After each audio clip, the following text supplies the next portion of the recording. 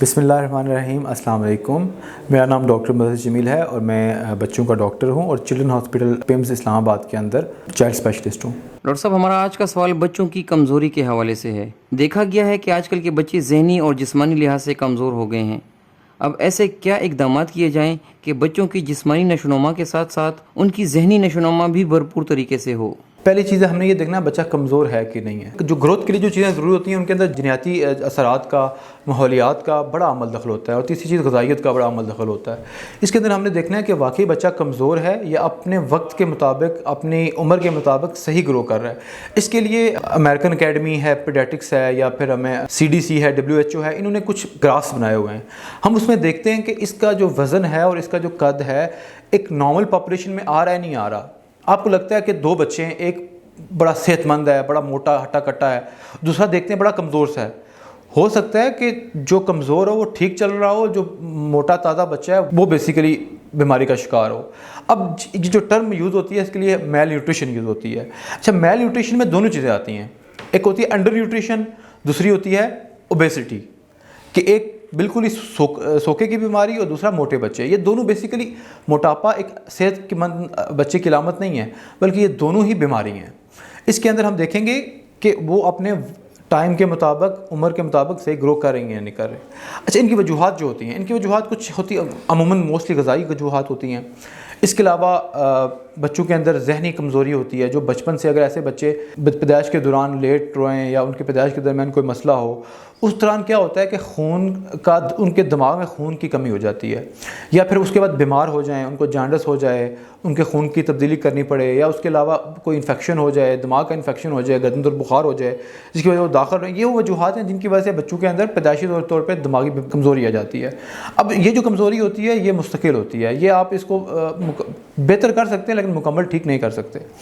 تو اگر آپ نارمل بچوں کی بات کریں کہ بچے شروع میں ٹھیک تھے، بعد میں بچے کمزور ہو گئے، اس کی غذائی وجوہات سب سے امپورٹنٹ ہے۔ دوسرا، بچوں کا ڈپریشن کا شکار ہو جانا۔ اکثر یہ ہوتا ہے کہ بچوں کو والدین، ان کے ساتھ پڑھنے والے بچے، بہن بھائی، رشتہ دار، وہ بچوں کو بڑا ہی بلی کرتے ہیں۔ بچے کو اگر زیادہ ڈانٹنا، ڈپٹنا، لان تان کرنا، اس سے بھی بچوں کی جو صلاحیتیں ہوتی ہیں وہ ابھر کے سامنے نہیں آتی، جس کی وجہ سے بچے پڑھائی میں بھی اور جسمانی طور پہ بھی کمزور ہو جاتے ہیں۔ ہم نے اس میں کرنا کیا ہوتا ہے؟ جو ایسی چیزیں بتاؤں گا میں آپ کو جو آپ عموماً گھر پہ بھی کر سکتے ہیں۔ اچھا، خوراک کے اندر آپ کے پاس 3-4 کمپوننٹس ہوتے ہیں۔ جیسے آپ کے پاس ایک مائی پلیٹ کنسیپٹ آیا ہے، جو امریکن اکیڈمی جو ہے اس نے ایک نئی چیز متعارف کی ہے بچوں کی غذائی اعتبار سے۔ وہ یہ ہے کہ مائی پلیٹ، میری پلیٹ۔ میری پلیٹ کیا ہے؟ اس کے اندر اگر آپ ایک پلیٹ لیں، اس کے آپ نے 5 حصے کریں۔ اچھا، 5 حصوں میں کیا کیا ہونا چاہیے؟ اس کے اندر ایک میں اناج ہونا چاہیے۔ اناج سے مراد آپ کے چاول ہیں، آپ کی روٹی ہے، ٹھیک ہے۔ اس کے علاوہ ان کے اندر ایک حصہ سبزی کا ہونا چاہیے، ایک حصہ فروٹس کا ہونا چاہیے، ایک حصہ ڈیری پروڈکٹس یعنی دودھ اور دودھ سے بنی ہوئی اشیاء، ایک حصہ ان کا ہونا چاہیے۔ ان میں سے ایک حصہ لحمیات کا ہونا چاہیے۔ لحمیات کے بیچ میں آپ کے پاس گوشت آتا ہے، دالیں آتی ہیں، انڈا آتا ہے، یہ چیزیں لحمیات میں آتی ہیں۔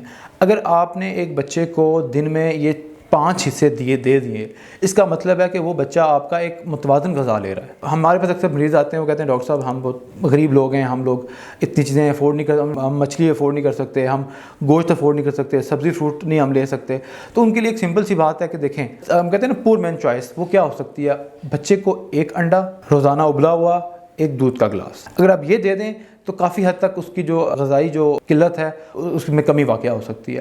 اور باقی میں نے جیسے پہلے بتایا کہ فیملی میلز، کوشش کریں سب لوگ مل کے کھانا کھائیں، گٹھے کھانا کھائیں، اور جب گٹھے کھانا کھائیں گے تو بچے زیادہ کھانا کھائیں گے، آپ کو دیکھیں گے، آپ ان کو کھلائیں گے، تو یہ وہ چیزیں جن سے آپ بچوں کی عموماً کر سکتے ہیں۔ کچھ بچوں کے اندر منرلز ہیں یا وائٹامنز ہیں، ان کی کمی ہو جاتی ہے، تو وہ اس میں کیسے ہوتی آپ دیکھیں گے اگر آپ کا بچہ زیادہ پیلا ہو رہا ہے، زیادہ پلاہٹ کا شکار ہو رہا ہے، اس کا مطلب کیا ہے؟ اس کا مطلب ہے اس کے اندر خون کی کمی ہے۔